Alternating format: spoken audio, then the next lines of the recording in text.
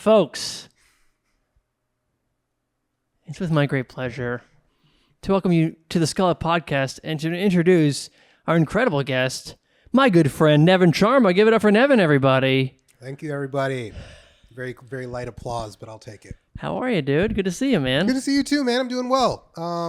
Yeah, things are good. Things are kind of moving along. I got ice in my mouth. I shouldn't have done that. Bro, this is so unprofessional. Very unprofessional, but... Welcome back to Pittsburgh, dude. Thanks, man. Appreciate it. I like being back. It's Yeah. nice. It's always nice driving like into the city and kind of like just let it get into you a little bit, breathe the air a little bit, kind of feel it in your blood. It's like, all right, okay, Yeah. I can feel myself dropping into an accent a little bit more. Like, yeah, I like being back here. It's not the same, but I'm imagining this drive to be very much like Tony Soprano in the beginning of The Sopranos. Woke up this morning. You know what? That's not like a bad comparison though. Yeah? Just because just for like the drive from my parents' house to Pittsburgh, I've done like it without a doubt at least 500 to 1,000 times. Uh-huh. Like it's like my entire life I've done this drive in some capacity. So like it does, like every point does have its feeling of like, oh, I remember what it's like being back here. I know how far we are. I kind of like feel it in me, like when it's coming, I can kind of, you know how like people who know, like people who are like good with boats know when like boats are moving and stuff like that, or when they're going to get a thing. It's like, okay, I can feel like, oh, it seems like there might be some traffic today. You know, I could actually see you as a ship captain, to be honest. You know, you have a pipe, you're dressed slightly different, but you still have that vibe of like, I don't know, I'm imagining maybe you're wearing a sleeveless tee or something. Actually, maybe I don't even know what you'd be wearing. A sleeveless. If I was on a ship with a captain with a sleeveless tee, I would get off the ship. That's automatically a no for me. Maybe it's like a wife beater and like sleeveless tee. I don't even know what is this. What I'm even looking at here, but I'm imagining you have a pirate's beard. Really? A shipman's beard. Or okay. something. Oh yeah. You know what? I see what you're saying. I know what you're Maybe talking like a about. longshoreman of some sort. Yeah. I know what you're talking about. Like a long pea coat type of thing. Yeah. And then like the hat, and then the like a corn cob pipe type of thing. There, I got you. Okay. That's where I was going. I could see with that. It. Yeah. I could see that. Nevin and I have been roommates before, and Yeah. we've known each other for about how long has it been? Like a year and a half or something? It's been Year and a half. Yeah. Year and a half. You and I were roommates. Steel City Arts Foundation, and then you went off to Winston-Salem to return to the South. Back from where I came after I left. Yeah. My hometown. Yeah. Yeah. And this is the Skullet podcast. You know, you knew me as a bald man, and Straight now up bald man. and now now that I've cured it, what do you think? I'm going to tell you, this is what, so I would not have, the surprising thing for me, I was not expecting your hair to have that texture. Uh-huh. Like that kind of like wavy sort of like, because I've never seen you with hair at all. I've never seen pictures of you. I've never looked, didn't care like what you looked like before. But like that kind of like, I don't even understand what it would look like. It's a whole different person. Yeah. Much more. That's like a neurotic hairstyle, I think. That I currently have. Yeah. No. That like a hair texture. Oh. Yeah. Like that feels like, man. Yeah. I wouldn't. Yeah. That hair either you would be considered like a crazy professor or a very handsome model. Oh. I think you got two options. Well, to the latter one. No, the former, I guess. Yesterday, so I started walking this dog on Rover, okay? Okay. And let's just say the dog's name is Parmy. And I was walking and I was going to the house, but I saw a dog who looked exactly like it. It was a white lab. And I go, "Is that Parmy?" to some woman on the street. She just looks at me and keeps walking. It wasn't Parmy. Yeah. And I was just some guy on the street in broad daylight. It was a sunny day in Lawrenceville. Yeah, you're not gonna get like, Yeah. hey, what's going on over there? But Yeah. it was enough for her to look at me and assess that I don't want to talk to this guy, and I don't even know what he's saying to me right now. Yeah. But it's enough to be like, this guy's probably a creep. Yeah, I think that like the Skullet's doing you no favors in that regard. Like I think that you were less creepy without it. I think that is that something that's come up? I am more I get yeah, sure. Yeah. I think that look, I respect it. I can't wait to see the full Skullet persona take over. Yeah. But right now is a tough transition. Yeah. Like it's just you look divorced. You look Yeah, you look like not like recently divorced. Not even like it's been a while and you've settled into it. Like you're going through it right now. Yeah. That's what it looks like to me. But I do kind of it's like it feels like it's going to be more flowy than like stringy, which I'm into.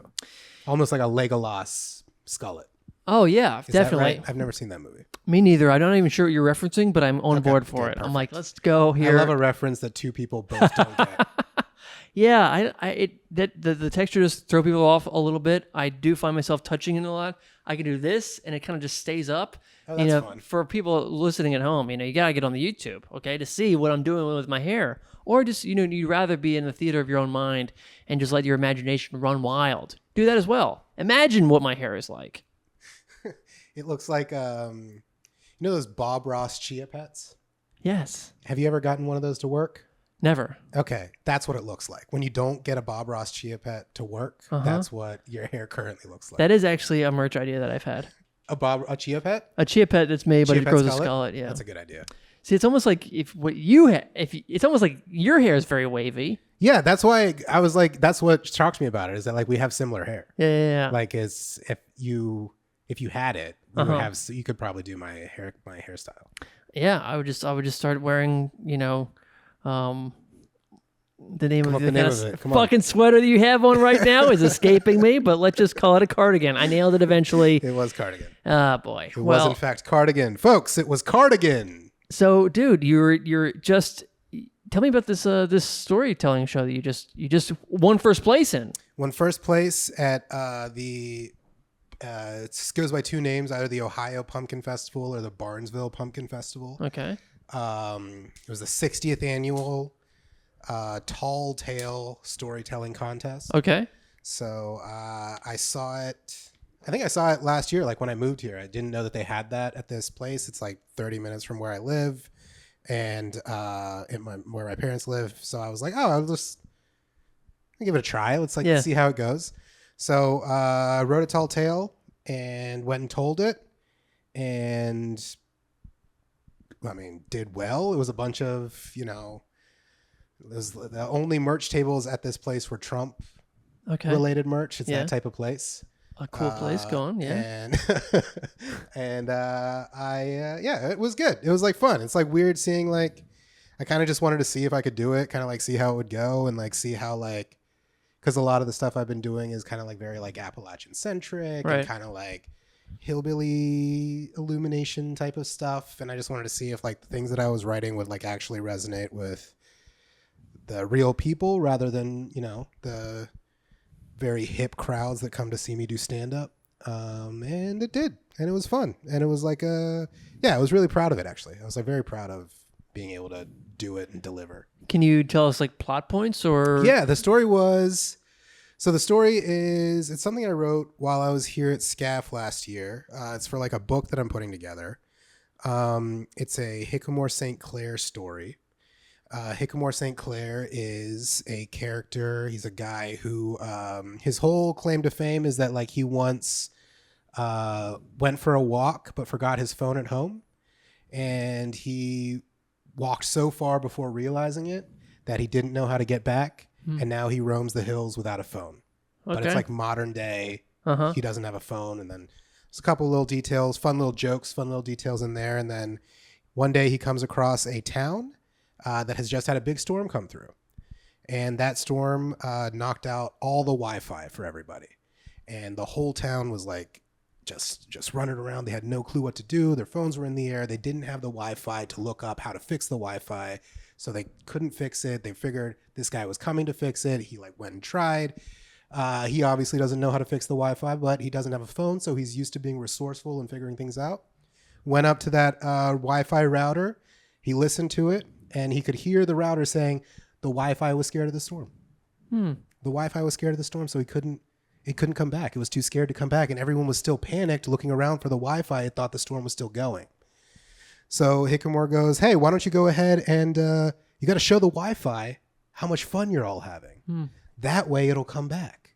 And so he gets a big festival together, and then I threw in a little thing, just like the one we're at today. Oh, that's nice. That's a professional move, folks. Yeah.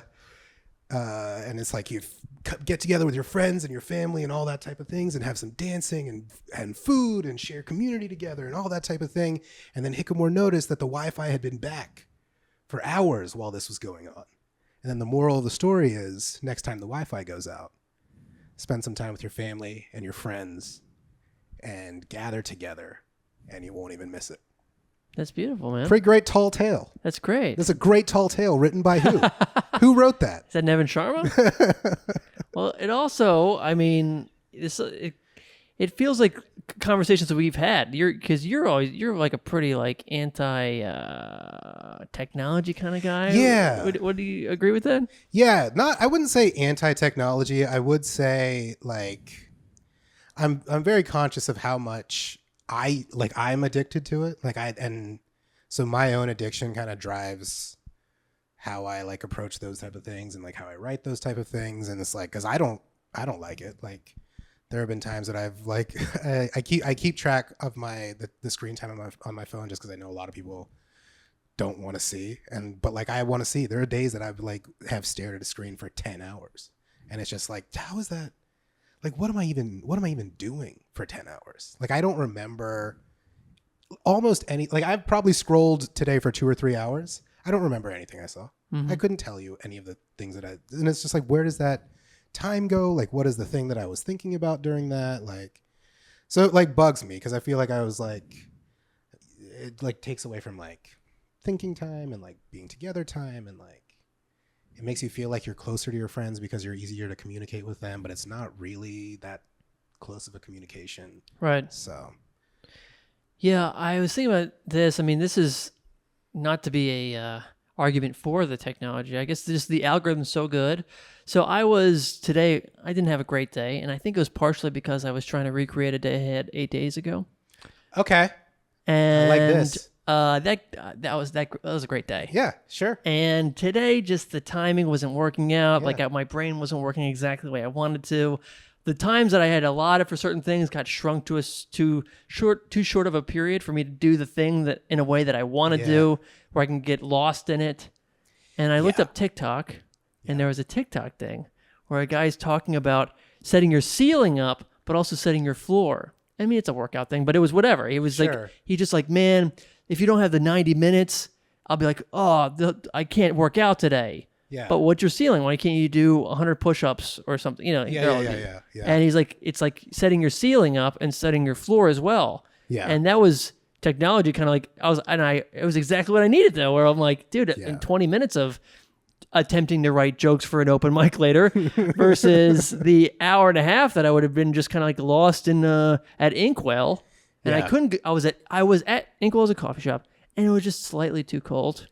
Dude, Inkwell is slightly too cold. So, I mean, especially depending on where you sit. That's a very inside baseball Lawrenceville thing, but yeah. But I was just in a t-shirt and I just needed another layer, but I couldn't anyway, but it was all just, I was just so cranky. Yeah. But how do we even get here? But it's about presence and, whatever else. Dude, I've been going through that this whole year. Like I've been like I've always been like a very anxious, realizing I've been a very anxious person. I have like a lot of anxiety, like a ton of anxiety my entire life. But I would have days like that too, where I'm like, I want to do this. My day, I would wake up and be like, my day will be good if I do this and then this and then this and then this. And then as soon as one thing gets off, just like the anxiety spikes. Sure. It's like, this isn't working. Why isn't this working? This day would have gone so good if everything worked out. And like this whole year has just kind of been like a attempt to sort of like stop caring so much. Like, this is a little peek behind the curtain. I was like an hour late for this recording from the time we set because I ran into just like horrible traffic on the way in. And, dude, if it was the beginning of this year, I would have been just an anxious mess. But like, I was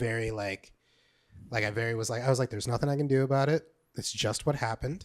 Like, I just have to get through it. And then whatever happens on the other side of it is what the day is going to be. Yeah. Like, I don't know what it is. I can't help it. I can't do anything about it. So, but yeah, it's like, I've been very consciously trying to stop planning my days. Like, if I have something to do that day, I'll try to get it done. But I'm not like, my day will be good if I do all these things. Got it. Yeah. Well, that's cool, man. I guess like just to let the folks know, so you're a comic. You live in Winston-Salem. Winston-Salem, North Carolina. Yep. And when did you start in LA? Is that right? Yeah, I started for real in Los Angeles in 2012. Okay. I had done like an open mic in college, but that was nothing. Yeah, I started for real Los Angeles 2012. I lived there for I think 3 or 4 years while I was doing it, and then moved to Winston-Salem.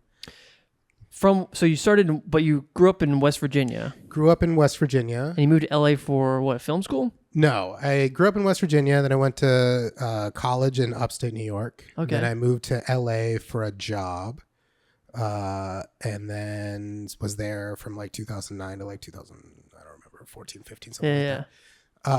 And then after I left there, I moved to Winston-Salem, North Carolina to live with my brother for a couple of months. And then I just liked it there. It's like there was like a good enough comedy scene with like, you get much more stage time that was like much more valuable than starting where I started, which was a bad idea. And then, so I just stayed and I still like it there. It's like a good spot. So just real quickly, I probably understand like why you say it's like was a bad idea, but in case like what do you yeah. Starting in Los Angeles was a bad idea I'll say for me, because I had no idea what I was doing, and the mics and stuff there are not like conducive to really learning the craft. It's a lot of like performing for other comedians, which you'll do everywhere, but like I didn't even know what I was working on.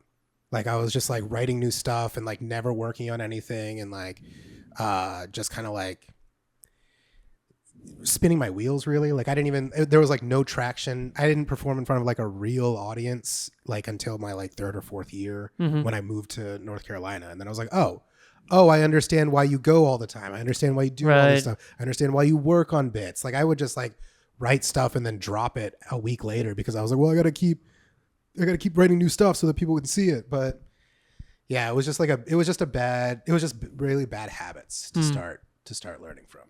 And you love Winston-Salem, yeah? I do. I really do love Winston-Salem. It's like when I first moved there, it was kind of like on the right at the beginning of sort of like a gentrification sort of period. It's still not completely gentrified, but it is definitely much more so than when I left. But the reason it was good was like right at that beginning, it hadn't pushed out a lot of artists who were living there. So it was like a very small artist commune that kind of like you could go out every night and like meet people who were like very interesting and like talk to people and hang out with people and like learn about what they were doing. And there wasn't a lot of other comedians there necessarily, but it was like a lot of like musicians. I'd see like fucking great music shows or like just art shows or like just like hang out with people who were a little bit older than me and who were really pursuing things and like trying things. And it kind of made you feel like it was possible. And I didn't have that feeling while I was in Los Angeles because it's so much more focused on the industry aspect of things, which it should be. I don't think there's anything wrong with that, but it's not what I needed at the time. Right.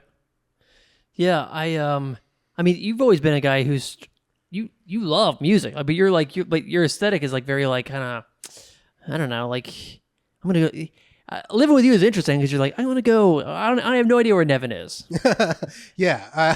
And then it's like, yeah, I was in the bar for 3 hours writing alone, you know? Yeah, that type of stuff. Yeah, there is a little bit of. I honestly do. I do romanticize that a little bit. Yeah. About like, and I mean, it's not like I do like it. Like, yeah. The story that I told at the beginning was a story I wrote while I was in Pittsburgh at a bar, listening to music. Like, It was like I would write that type of stuff there. I just like writing wherever I write. But there is like it just makes the world feel more open to me. You know what I mean? Like, it's like no matter where I am or no matter what I'm doing, I always have my notebook, so I could sit down and write. Right. So like you never feel like out of place in that sense. Like even if you are out of place, it's like, oh, I'll just sit down and write. Everybody do whatever you're doing. I'm just doing my thing here. Like, pause for 1 second. Apologies. We are Timless today. We don't have our producer extraordinaire, so I'm kind of running things, and I just made sure that we were on airplane mode. We weren't. Good thing I checked, and we're back. Hey, this is what I want. Yeah. I went and wrote a whole novel in the time it took you to do that. That was fucking crazy. It was very impressive. A lot of spelling errors.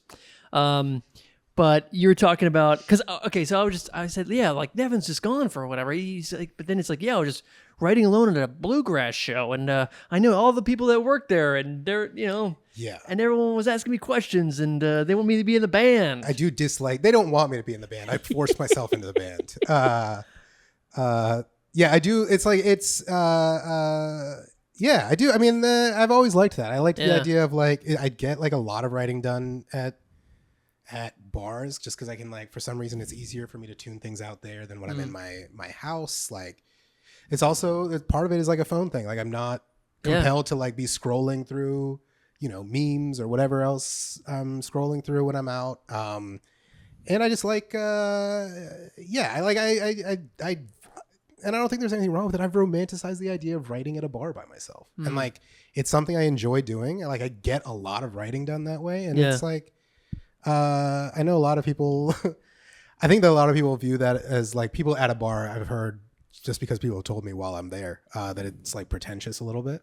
And I don't give a fuck. Nice. Like, it's like, honestly, it's the one thing that like, I've genuinely never given a shit when people have been like, that isn't, oh, he's just like, oh, he thinks he's so cool. Yeah. Dude, next level if you brought like a manual typewriter. You know what I mean? See, that's where I would be like, that's where I draw the line. If I saw a manual typewriter at a bar, I'd be like, that guy sucks. And then I'd write with my paper and pencil. Do you own a manual typewriter? No, but I've definitely had the itch to get one. Yeah. But like, I just can't bring myself to get one. Like, it's just, dude, delete is like a great function. Sure. It's a fantastic function. Like, I don't have any interest in like having to write and then like white out and like do all that. Like, that physical manual part of it is not interesting to me at all. Yeah, I did once order a manual typewriter. Really? I did, yeah. And it came in pieces, and then also it didn't have a ribbon, and it was just like, I just threw it away, but it was like $40 on eBay, and then I just tossed it afterwards. Was it like a really old one, or was it one of those ones that are like almost kind of, you could see how a computer evolved from it, like the casing and stuff? I couldn't tell you. It was such a mess. Okay. Yeah. I mean, I've also like I've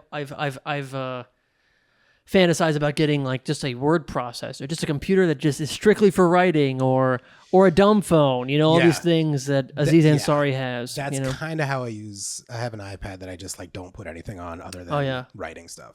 Like, it's just for writing and reading. There's no social media. There's no like video apps or anything like that. It's just purely like, and I use like a very basic writing program. It's just like white, and there's not a lot of fancy schmaltz to it, but yeah, that's kind of how I've always used my iPad, just distraction free. Yeah. Kind of like, but yeah. Are you you reading anything right now? No, I don't read. I used to read. Yeah. But I don't. You watch anything you like? I don't read and I don't watch. Oh no. I don't take in. You're not taking in any media. I don't take in media very much. Like, I do watch stuff, but it's always like, it's stuff that's it's purely like end of the day trashy, like reality stuff. Like, I don't have any, like, I'm so bored of most narratives. I'm so bored of like most like ideas for shows. Even the stuff that's good, I'm just like, yeah, you did it.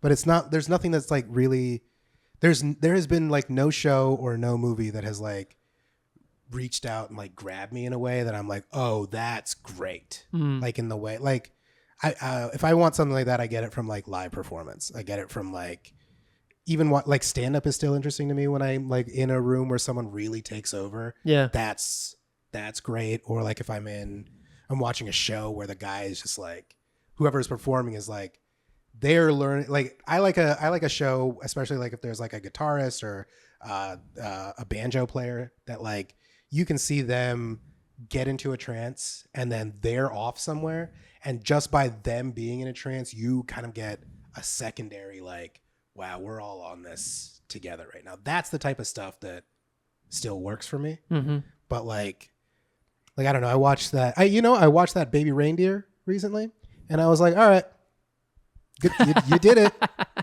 You wrote a whole story. Good job. Yeah. I don't care. Maybe it was in 3D or something. Baby Reindeer 3D might have been I think that is a. And it's happening to you, and you're being stalked. Baby Reindeer 3D sounds like the Haunted at Mansion ride, but for Netflix. God, yeah. No, exactly. That's what they need to do that for Halloween. Yeah. It's coming up. So whoever's out there listening right now, figure it out. Yeah. Okay. Get it done. Baby Reindeer, the live experience at Universal Studios. Exactly. I just finished this book. It's pretty good. You know, tell a story, whatever. Oh, okay. It's called The Death of Ivan Ilyich. Okay. Folks, I read it. Are you sure that's how it's pronounced? No, I don't. I have no idea. And but what do you think how do you think it's pronounced? I'm guessing Ilyich. Okay, well listen, you know, I could be wrong. Names are open to interpretation. So but I just finished that today, and you know what? Pretty fine. It's fine. Yeah. See, that's the thing. I'm like, I don't see what the point of doing all these, like, I have no interest in consuming culture just so I can converse with people. You know, like I don't like whatever the most recent thing is. I'm not like going to watch it just so that I can have we've talked about this. I haven't really watched Marvel movies. I've seen one Marvel movie. Sure. But like, I'm not interested in like going out and seeing it just because it doesn't do, like, I'm not interested in it. You know? Yeah, I understand. So it's like why the only reason I'd be doing it was so that I could participate in certain conversations, and I could also just not. Yeah. Well, I mean, there's a thing about, you know, like your soul and your heart and, you know, those things that kind of that art can possibly affect. But in the Marvel movies? No, those are garbage. Those are pretty bad. Okay. We've talked about it on the podcast before. We watched Deadpool and it was pretty bad. So really upset about that. That's one that I've heard that people like. People do like it. Yeah. I've seen all three and I hated all of them. Okay. Okay. Even the new one? Even Wolverine the new one was one? garbage, dude. Garbage. Man, a lot of people said that was good. Oh God, Ryan Reynolds can suck my cock. You know. Whoa. I am so done with this man. You know. Listen, as a young boy, I thought Ryan Reynolds was going to be like the next great actor. Yeah. Which is, looking back on it, it's pretty stupid, but he had a run of pretty decent movies where I'm like, this guy's got potential, and this potential just stayed exactly the same for the last 20 years. I'm so sick of this guy trying to get me to join Mint Mobile. No, fuck you and Blake Lively. I watched that movie too. Also garbage. I'm sick of this family. So, yeah, I'm done with Deadpool. I probably will watch Deadpool, though. That's the thing. I'll probably watch the next one because I'll get dragged into it, just like I was with this one. Just like all the Fast and Furious movies, I get invited to these things, and I'm like, I'm never going to do it again, never getting this franchise any more money. And then what happens? I go and I look at it, I watch it, and then the only thing that's ever been good was the one that The Rock did with Jason Statham. Damn. I didn't know you get invited to things. I do. I get invited. Maybe that's why I don't watch these things. You don't get invitations? Maybe I've turned them down so much that no one even cares anymore. They're like, he's not gonna be in it.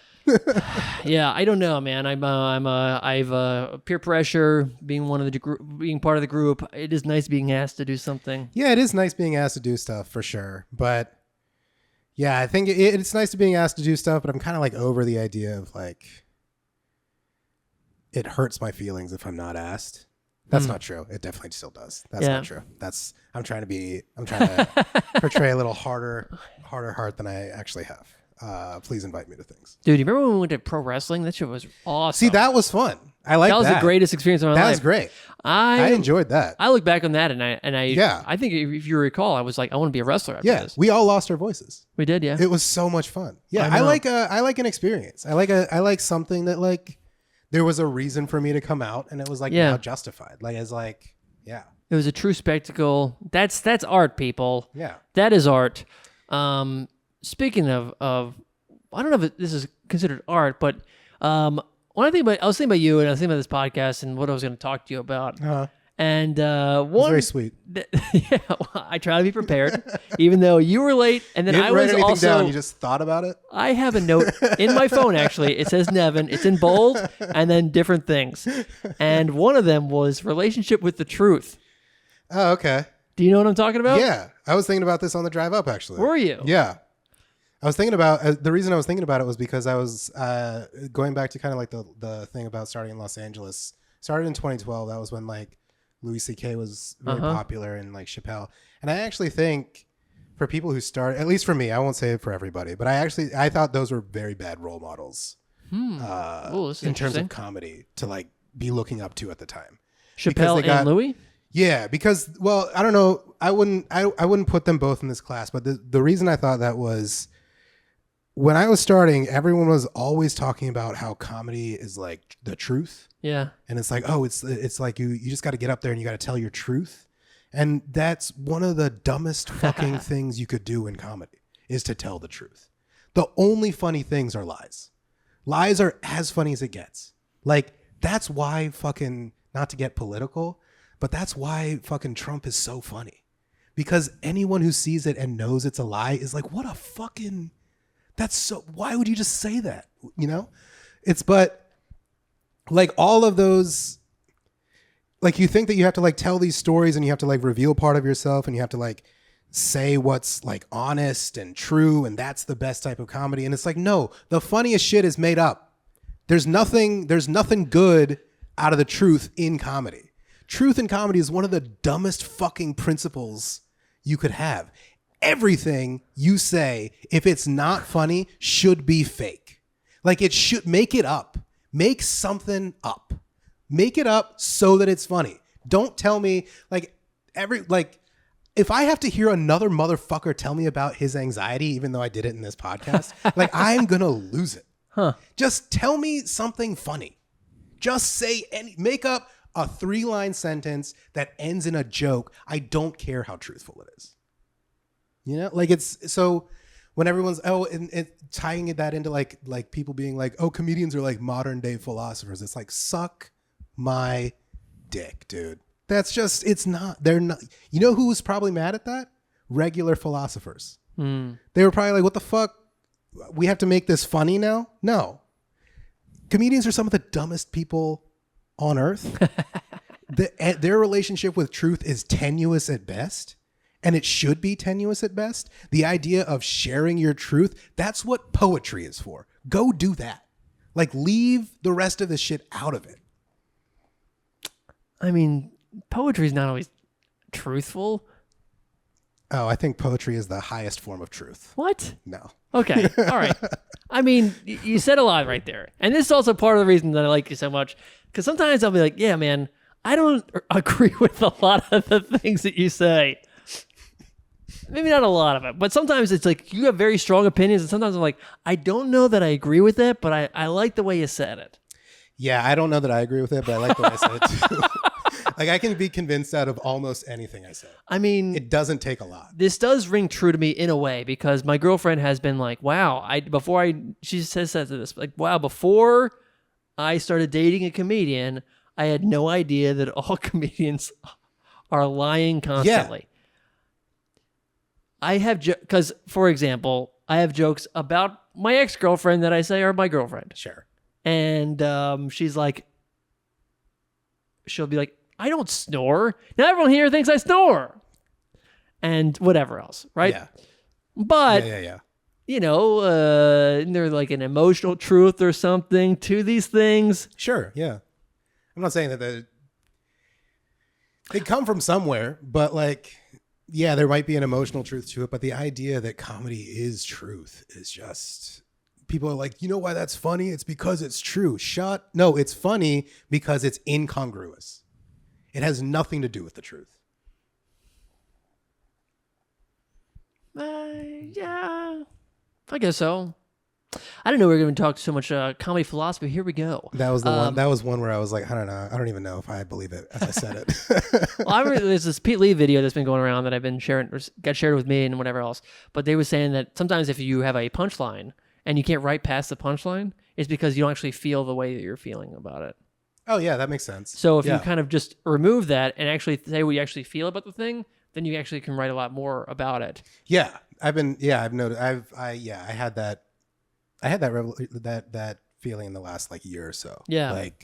I've been trying a lot more to this year, just go up with feelings rather than writing stuff.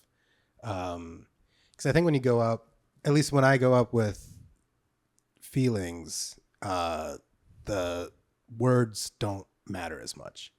Like you'll figure out how the words don't matter as much because I'm a funny person, and the way I communicate is going to be funny. Right. So like if I go up with a feeling and I'm trying to share that, that'll come out.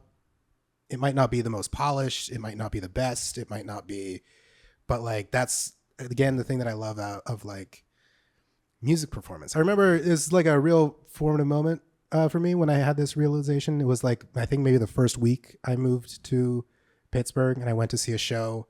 This guy that I've seen like 6 or 7 times. He's just like an African guitarist, Madhu Mokhtar.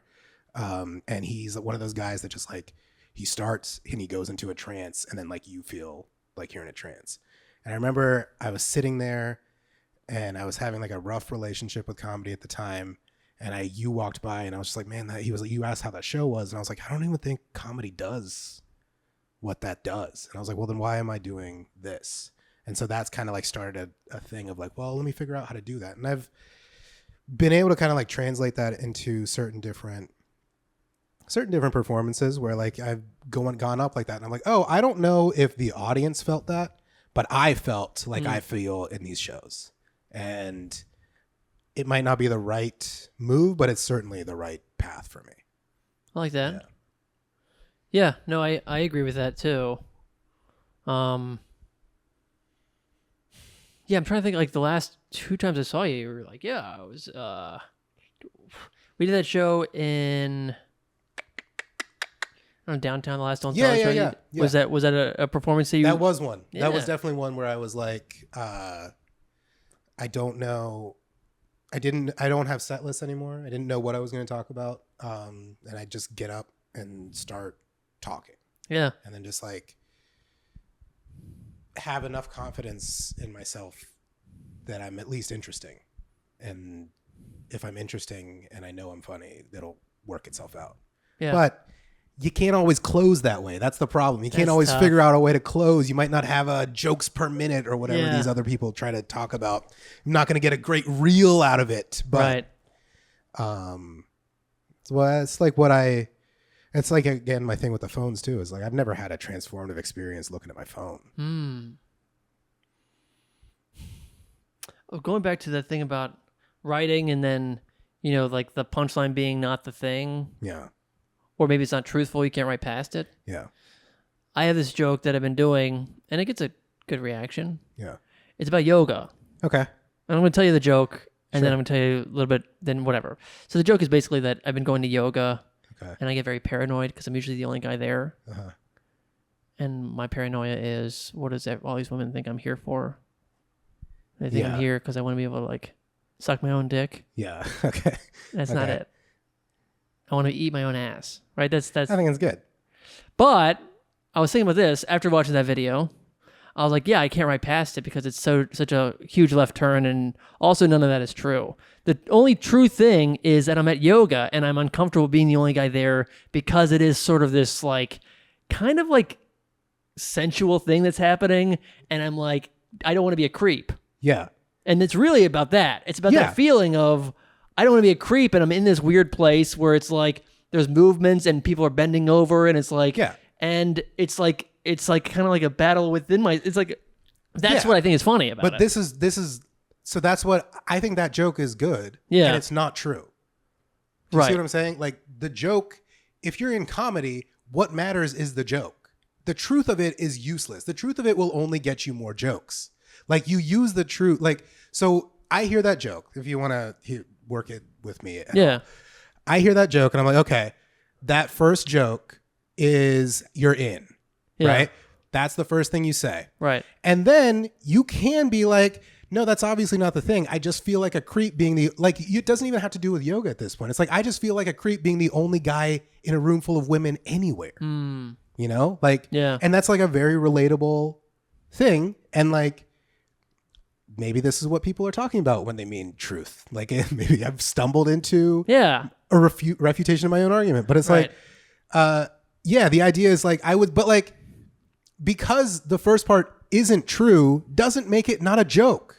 Sure. It's still a joke. Yeah. Like, it's not like, the idea, it's still comedy. It's not that like it has to be true. You can use the truth to make jokes, but the jokes don't have to be true.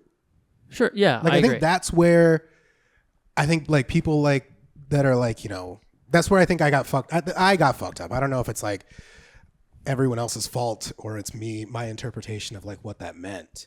But like, I got fucked up being like, no, it has to be actually true because that's what people who are good at this said. And it's like, no, it just has to be funny. Like, the truth is used to get you to what you want to communicate. It's not the be all end all of the form. Yeah. So like, I think that first line is great. You don't have to lose it. You can, but like, writing past it is not trying to tag onto that joke. Yeah. It's trying to expand where that joke came from. Right. Like that. So it's like, yeah, I would go, it's just weird being in a place with a bunch of women anyway. And our asses are all in the air half the time. And it's like, why am I always facing everyone else? You know, it's like, why am I always right in the, and it's like, I always make sure I take the spot way in the back so I can see everyone's, and then I can rate them. And then I can be like, that one's the one I'm going to hit on this week. That one's the one I'm going to hit on this week. And then once I hit on everybody and they're done with me, I go to the next yoga class. You know what I mean? Like, it's not about that specific thing. It's just about how you feel in that moment. Right. And then that feeling is what drives it. It's not about the truth. The truth is fucking useless, dude. Well, okay. Well, the reason I even brought up truth was because you were telling me this before. Or you had a joke about it. I don't know if you still do it on stage. You're working it out. Which one? It was about when you realize that the truth is useless when you're a boy. Oh, yeah. I only did that one time. I did that one time. Can you mind telling the story? If you don't want to, you don't have to. Yeah, I won't tell the story because I'm still working that out in therapy.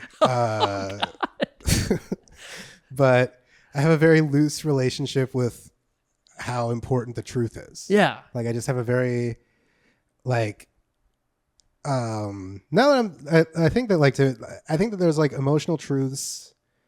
And like, you can like expand and change things as you need to, but like, yeah, just like, I don't know how do I. I mean, you could just broad stroke it if you want to just do a broad stroke. Yeah, the broad stroke of it is that I basically like, as a kid, had an experience that made me think that the truth only gets you in trouble. And because the truth only gets you in trouble, the idea of truth being important at all is a very limited concept. Right. Like, this is also not to like, I'm not like trying to hurt people. I'm not like trying to like mess things up for people. I'm not like a guy who's out here like trying to scam people either. But it's like the idea of like, it started from a very small thing where it's like, I lied to a lot of people about very small things for no reason, just because I think like it makes the window dressing of my life a little bit funner. Right. You know? But it's not like, and it's like a lot more like white lies type of stuff where it's like, yeah, these white lies are just like, they don't matter. Like, as soon as you say them, they're gone. And all it did was make my day a little bit easier or a little bit better or a little bit more interesting. So why not? I used to have a vice principal named Mr. Reynolds, which is his real name. And Mr. Reynolds used to do this thing where he would, I remember once he did this to me, right? And I didn't realize this is what he would do. Yeah.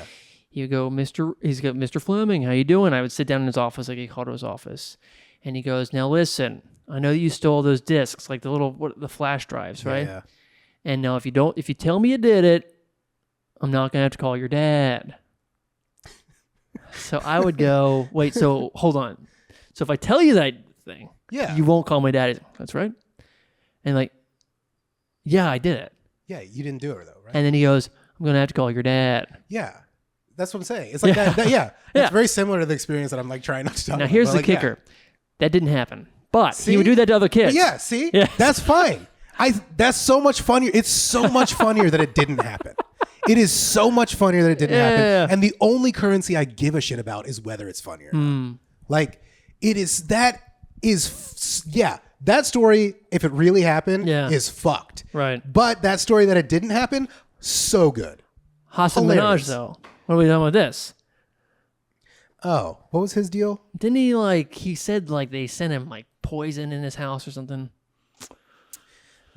That feels more manipulative to me. Like it's because you're because it wasn't because you're pulling. See, that's what I'm trying. That's where I have a personal thing. It's like I'm not trying to draw sympathy. Like I'm not trying to change my fortunes with lies. Like I'm trying to just make my life a little bit more interesting, or just make things a little bit easier. But I'm not trying to get sympathy from people out of them. I'm not trying to I think that honesty in life is very important. Truth in life is very important. But in terms of for things that matter, emotional truth, I think is important. Being truthful about your feelings is important. But gathering a crowd and then lying to them so that they make you feel good, I think is wrong. But gathering a crowd and lying to them so that they feel good, which I guess is what Trump does, maybe I'm going to switch who I vote for. Hey, okay. All right. So that was good. We a few episodes back, I took the podcast in a weird direction. I just blatantly asked one of our guests who they're voting for, and I've gotten some shit for it. So I've been trying to, kind of be a little bit, more coy with these types of things, and be a better. Listen, we're all learning. We're all becoming better podcast hosts together. Yeah. So I didn't say who I was switching to or from. Oh my God! Wow, an RFK Jr. fan. Hey, a man after my own heart. Dude, there's fucking RFK Jr. signs in my neighborhood. Oh really? And it's that feels that's the dumbest one. When you see that, it's okay, so you. It's almost that's the sheep that you lead astray. That guy will buy anything. Oh. That person who put the RFK Jr. sign up is gullible to the nth degree. It does kind of feel voting for a 90s action hero as your president, which we're all kind of nostalgic for the 90s at this point, Sure. Why not? Yeah. Get a Bruce Willis type. Yeah. Yeah, I could see it. Yeah. I could take it. After that video of him working out, I was just wow, this guy's doing pull-ups. True, yeah. We do need an action star. Yeah. That's the thing. We haven't had an action star in the White House since Reagan? But he wasn't really an action star. No, but who appointed Arnold as their VP or he was in charge of fitness or something, and he was I will pump you up, I don't know who did that. I think that might have been the first Bush.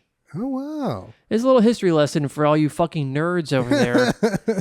Have no concept of history. I also hate this. You talk about history to anybody, and it's I don't know who this person is or whatever, and I'm not the fucking idiot here for not knowing what history is, okay? That's fair. I'm sorry. I'm trying to enlighten people, okay? That's just part of my charm. So this is a Skullet podcast. Dude, and, I started growing the Skullet. In the beginning, it was sort of a goof. Yeah. But as I continue to grow it, I see it sort of as an act of rebellion. Okay. So I'm kind of curious, Nevin, anything in your life Why do you see it as an act of rebellion? Because there's not a lot of Skullets in the world, Okay, fair. And, it just sort of seems like there's only two kinds of haircuts. But but for a bald guy to actually choose to grow out his hair. Some people have Skullets, but they were just bald guys that never shaved, Sure. I conformed. I shaved my head. I became okay, is this what will make you all like me more? And I shaved it. I wanted to like myself more. I thought I was a good look for me. But also part of it was just this is the little mold of a box that you fit when you were losing your hair, right? Sure, yeah. But now I'm just kind of growing on to this, who gives up? Well, let's see what the fuck happens. Yeah, I like that. So I'm kind of curious if there's anything in your life that maybe, friends, family, society as a whole were maybe Nevin, don't do this thing. But you're you know what? I got to do it. Oh yeah, almost my entire life is that. Like Yeah? there's never been a thing that I've done that made sense to anybody. Like it just doesn't. Trying to think of like a specific example. I remember when I was in high school. This is also hair related, so I think this might be a Love good it. one. When I was in high school, I was on the debate team, and we had a head coach that was like very strict with like how they wanted everyone to look. So like,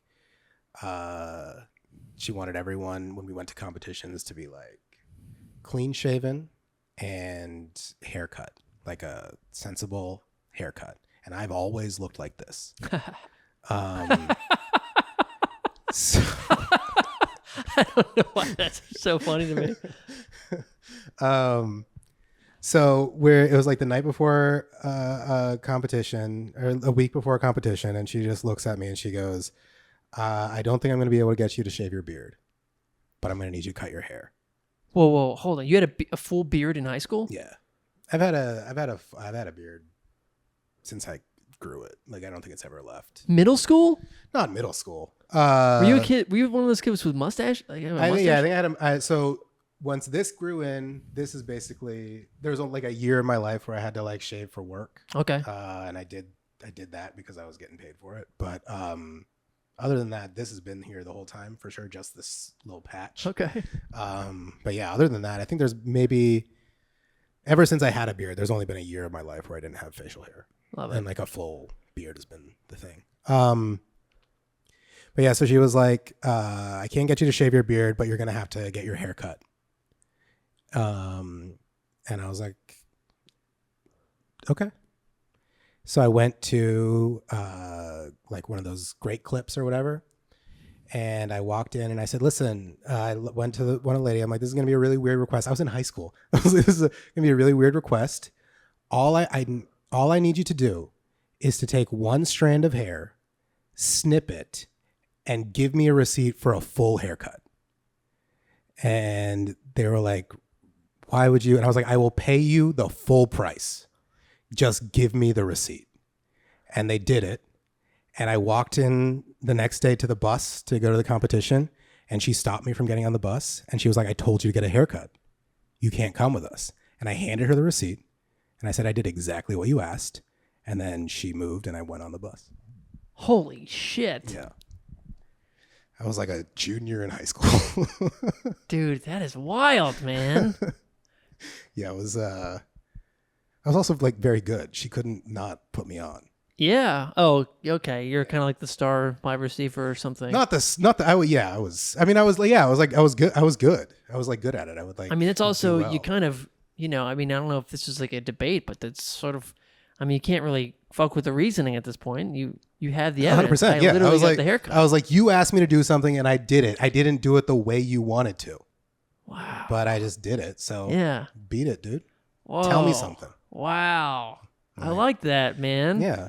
That was, you stood up for yourself and Yeah. you kind of, it's also very on brand for you too. Yeah, I know. It's like, when you like, it's like when you relive like moments in your life, you're like, oh, of course that happened. Like at the time you don't realize, like my parents were like, don't do that. Like my People teachers were saying, like, don't do this. that. And I was like, there's just like, no one was telling me not to do that. Like no one was telling me, like, you know what I mean? Like, I'm like, Yeah. no one was going to tell me that I couldn't do that. And Right. that's how I was going to handle the situation. Yeah. No matter what they said.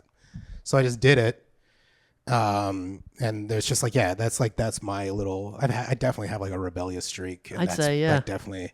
But I like when you were explaining the reason you're doing the Skullet, I actually really like that you're doing it because I liked the reasoning of just like, you did the bald, you did the, because that's what you're supposed to do. That's what everyone knows. When you lose your hair, you just go bald. Like that's, Right. don't fight it, just go bald. But like, I really like that you're like sticking up for yourself to kind of be like, no, I'm just going to see what it is. Like, it's not a permanent thing, but also like, yeah, you're discovering like who you are a little bit with your hair instead of following whatever, BuzzFeed's top 10 hairstyles for bald guys is or whatever. That's true. That is true. I did do a lot of searching during the bald. Do women? Yeah. That was the thing. Do women find bald guys attractive? Yeah. Was a thing I Googled every couple of years. But no, it was. Yeah, but that's like you said. who would have known I had such wavy hair? You know, it's like it's a whole journey of self-discovery on the pod and in life. Yeah.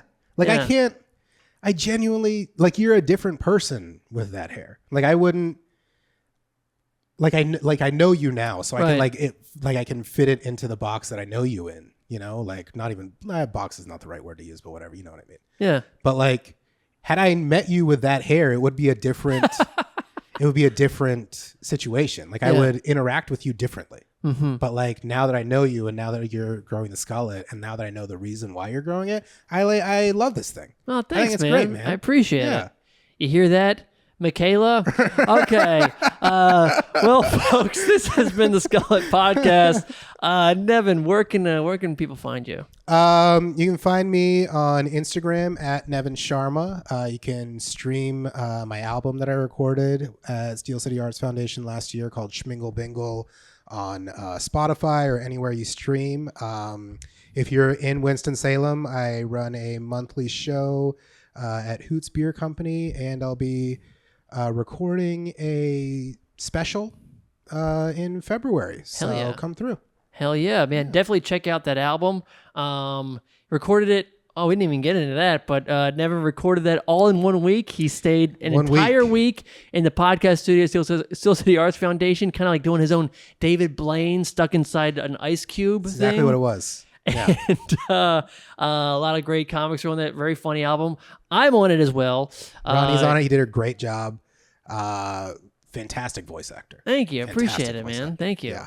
But yeah, make sure to check Nevin out for that special. I can't wait to see that.